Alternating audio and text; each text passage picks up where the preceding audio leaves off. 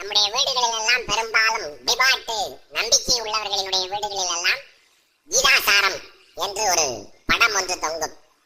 அதுல அந்த தேர் தட்டுல அர்ஜுனன் தன்னுடைய ஆயுதங்களை எல்லாம் போட்டுவிட்டு மண்டியிட்டு அமர்ந்திருக்க கிருஷ்ணன் அந்த தேர் தட்டில் ஏறி நின்று அர்ஜுனனுக்கு உபதேசம் செய்வான்.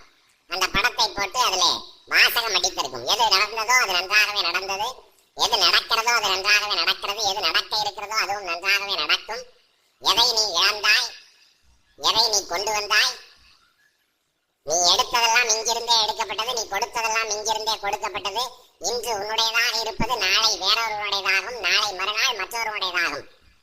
இதுதான் உலக நியதி, இதுதான் என்னுடைய படைப்பின் சாரம். அதனால வருத்தப்படாத அப்படிங்கிறது அந்த கீதையினுடைய சாரம்.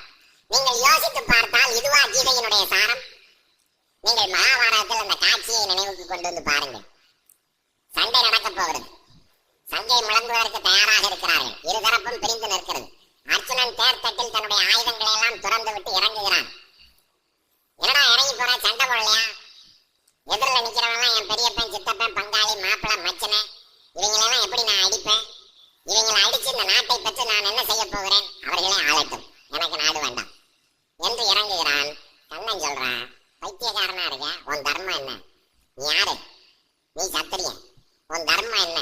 கொல்வது உன்னுடைய தர்மம், அடிப்பதும் அடித்து பிடுங்குவதும் உன்னுடைய தர்மம். உன்னுடையதை அவன் எடுத்துக்கொண்டு விட்டான், அவனை அடித்து உன்னுடையதை பிடுங்கு, அதுதான் தர்மத்தை நிலைநாட்டுகிற வேலை என்று பகவான் கிருஷ்ணர் உபதேசம் செய்கிறார். ஆனால் கீதாசாரத்தில் வருகிற உபதேசம் என்ன? இன்று எது உன்னுடையதாக இருந்ததோ நாளை அது மற்றொருவனுடையதாகும், நாளை மறுநாள் வேறொருவனுடையதாகும். எதை நீ கொண்டு வந்தாய் அதை நீ இழப்பதற்கு, எதை நீ எடுத்தாயோ அது இங்கிருந்தே எடுக்கப்பட்டது, எதை நீ கொடுத்தாயோ அது இங்கிருந்தே கொடுக்கப்பட்டது. பிறகு எதற்காக வருத்தப்படுகிறாய்? இதுவா கீதையில் நடக்கிறது? இதுவா கீதையில் சொல்லப்பட்டிருக்கிறது? இந்த வாசகங்கள் கீதையில் எங்கேனும் இருக்கின்றனவா? இல்ல. அப்ப இது யாருடைய செய்தி? எங்கிருந்து ஆட்டைய போட்டாங்க இவங்க?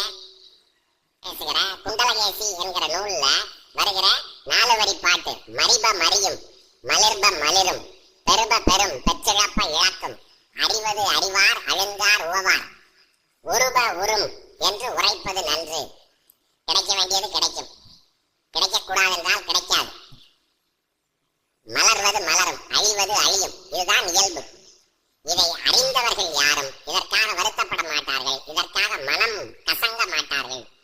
அதனால் இது இப்படித்தான் நடக்கும் என்று அறிவு தெளிவோடு நடந்து கொள்வது நல்லது என்று சொல்லுகிற குண்டலகேசியினுடைய செய்தியை மிக எளிதாக ஆட்டையை போட்டு கீழே கீதாசாரம் என்று எழுதி வைத்துக் கொள்கிறார்கள். ஆட்டையை போடுங்கள், அது நம்முடைய முதன்மை நூலுக்கு பொருந்துகிறதா என்று பார்த்து விட்டு ஆட்டையை போட வேண்டாமா?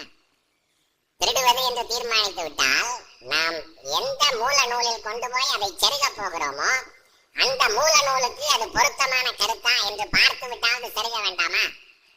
கூறில்லாமல் செய்கிற வேலை அறிவுக்களவு. காலங்காலமாக இதையே செய்து வருகிறார்கள், எல்லாவற்றையும் களவாடுவார்கள்.